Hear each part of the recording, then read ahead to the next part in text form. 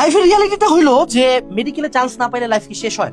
তো হলো না। বাট মেডিকেলে চান্স না পেলে যে পরিমাণে ইমোশন লস হয় সেটা বাংলাদেশের অন্য কোনো জায়গায় চান্স না পেলে হয় না। অর্থাৎ কেউ বুয়েটে না পারে চুয়েট অনেক আছে, বাট মেডিকেলে না পেলে মেডিকেলের বাইরে প্রত্যেকটা অপশন কোনোটাই মেডিকেলের সাথে কানেক্টেড না।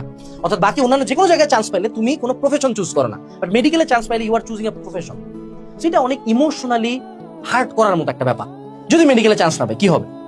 আমি তো আমার স্টোরি অ্যাজ অলওয়েজ বলি, আমি সলিমুল্লাহ মেডিকেল কলেজে চান্স পাইছি, আমি ডেন্টালে থার্ড হয়েছি, আমি এএমসি চট্টগ্রামে সিলেক্টেড ছিলাম, 3টা মেডিকেলের টপ নচ রেজাল্ট ছিল।